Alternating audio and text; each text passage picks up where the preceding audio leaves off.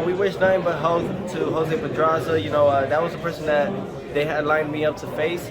We did not want to fight him to begin with. However, things happen the way they do. We just wish him nothing but health afterwards. He was dealing with non-COVID symptoms. So now we're just moving forward. Now we have the fight that we really wanted to begin with. That's Sandor Martin. Everyone else had their dance partners lined up. So this was the best option for us. And he's coming off a notary win. A notable win, which is against Mikey Garcia, arguably one of the best pound-for-pound Mexican fighters of this era. So this is a great mix right now, and I'm just very thankful to be here. Do you see yourself kind of rematching Cambosis, man? It'll probably be another fun fight. I don't want to speak too much on the Cambosis fight at the moment. Like I said, I'm just staying focused on what's at task right now. Just staying devoted, staying determined. And just really being dedicated to my own craft. Your father has been on record as predicting certain achievements, and you pretty much accomplished all of that. Now he's saying you're going to be undisputed by 2024. Yeah. What do you have to say about that? Yeah, that's Nostradamus. Okay. Do the facts, man. Like, he called it out that we'll beat Lomachenko after we knock out Richard Coleman, and we did that. So, and that's why he says, I told everybody. So it's all about keeping the same momentum now and just moving up to 140, becoming the first male boxer to become a two-time undisputed world champion. No matter what the cost is, we're here for the glory, and that's what matters most. So what do you have to say about Regis talking about he's going to place you in the hospital? Because you probably have to come see him if you run that undisputed. Why do you think he came at you the way he did? I don't think these guys know how to talk. I don't think they know how to express themselves very well. And that's why I'm the first boxer to be signed to Bud Light. Where's their assignments? You know what I mean? Where's their achievements on that side? So it's okay. I'll help them out. Listen, that's basically saying that you want to kill me. In that term, because I literally died last year around this time. And if you're telling me to go back to the hospital like that, I understand his term is basically like he's just gonna beat the shit out of me. True, but you could just say that. You don't gotta tell me that you're gonna put me in the hospital. And I'm not gonna say I'm gonna put you in the morgue. I'll let death do that to him.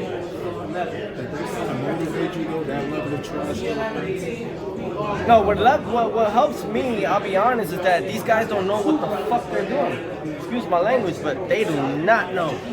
Not their coaches, not anyone. I mean, you can't teach this. You can't even speak this. You gotta learn this, and that's all knowledge up here. You gotta know your craft, you gotta know who you're working with, you gotta know who you're talking to, you gotta know your audience, you gotta do a lot of research. Lots of research. And these guys just wanna be, I'm the tough guy in the ring and hand raise and that's it, I'm gonna make $100 million. No, there's a lot more work to that. And that's why, we're here today headlining Madison Square Garden for those reasons. Sponsored by Rain Energy Drink, sponsored by Essential Water, sponsored by Disney itself. Champ, I spoke to Martin. He says he's had over 200 fights. He's never been dropped. How confident are you could be the first to do that and possibly stop him? I face fighters that have never been dropped before, and I've dropped them. So, I'm confident in myself and my skills. I worked very hard this camp, more than ever. I love the momentum that I'm receiving. This is my second fight this year alone. The last time I had 2 fights in 1 year was back in 2019.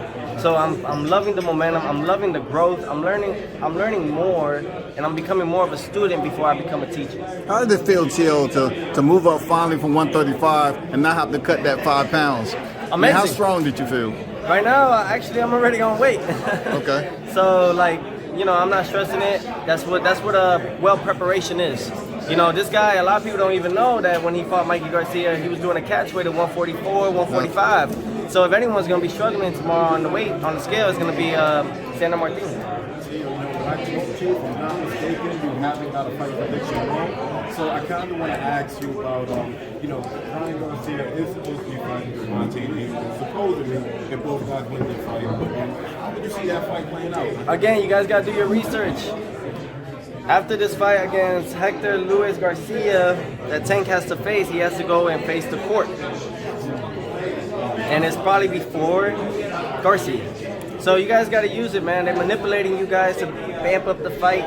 I'm starting to see the 1s and 2s. I'm calling it out. I ain't no snitch now. Hold up. Yeah. You know what I'm saying? But I just speak it to what I see. That doesn't make me a snitch. It don't make me a rat.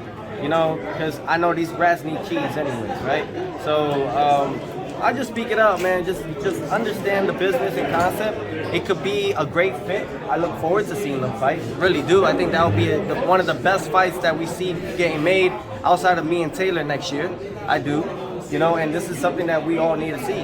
Whether those guys win, lose, or draw, those guys are going to come home with a nice check, and the sport's going to be happy seeing two best fighters face each other. However, do your research. He has to go to court because of his incident that he had. Maybe they clean his case. Maybe they put him in probation. Who knows? Let's live in a perfect world, man. Javante beats the case. But that's the thing. This world ain't perfect.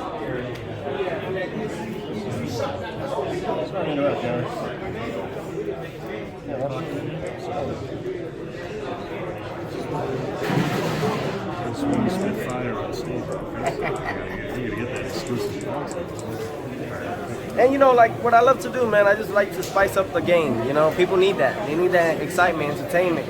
And you know, like a lot of us don't like to express it to other fighters, you know, because we want to keep it to ourselves. I don't think that's the right thing to do. I think, like, especially in the press conference today, I'm going to express to the other fighters that they need to just, whoever it is, if it's I Love Boxing podcast or whatever, and if they have 5 subscribers or whatever, do it. That's how I started in my career. Now look where we're at, you know, so I'm going to express that to the other young fighters. I'm going to tell them don't say no to no interviews because you need the people. We all help each other, right? And I'm not charging either one of you guys. I mean, I should, right? But who would I be if I did that? I would be limiting my potential, right? And I'll give it to some kids over there with some, you know, that need some water or something. With some milk. You need some milk. Do you feel that Josh Taylor would actually be a more difficult fight for you than Regis Prograis? The only difficult fight that I'll ever have is myself. And obviously I did that to myself last year, and I learned from that one as well. So that's it. None of these guys, see, the thing is, like, I inflict fear before they even face me. Because the eyes don't lie, Chico. And they'll see it when we face each other. They'll feel my vibration. They'll feel the energy.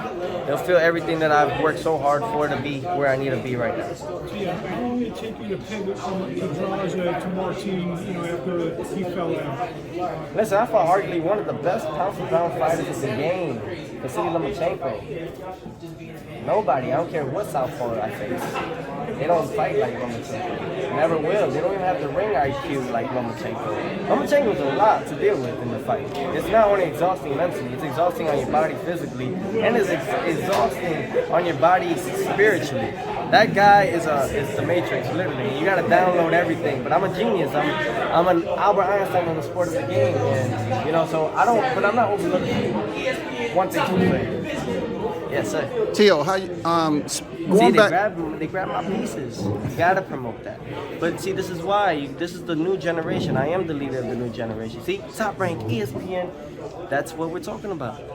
And I don't even brag. I'm not even mad about it. I love it. You gotta throw seeds at everybody. Let them grow. I want to see all my other fighters grow. You know, so you teach your students, right? But then when their students think that they could take the master, that's when you teach them and you humble them. But with all respect, you know, but it's not to brag or anything. I'm just a giver. You know what I'm saying? And I believe that someone that did a lot for our sport didn't give enough, didn't pass down the torch the right way. Took it all for himself or herself, whoever, right? Or pronoun. You know what I'm saying? It's just all about just staying positive now. Speaking about giving, Campos' first round. Yep. You showed a lot of cojones in there, Tio. Yeah, you wasn't feeling good, but you still went in there, bonsai, everything, and you tried to, take him out. What was your mindset going on, not being 100%? Well, my thing was like, I gotta get this guy out before I really suffer in this fight. And obviously I did. 12 rounds just in pain, agony pain. Sitting in those rounds and just seeing the zone post Cambosis the whole time, and I'm looking at those videos and I'm like, some of them were just like right here and they just still amping it up, and that's how I know the corruption plays a big role. And it's not just with the zone or any of them or anything. I don't want to name any more names. Like I said, I'm just coming at you guys. You wanted to make me an example? Well, here it is. Thank you guys.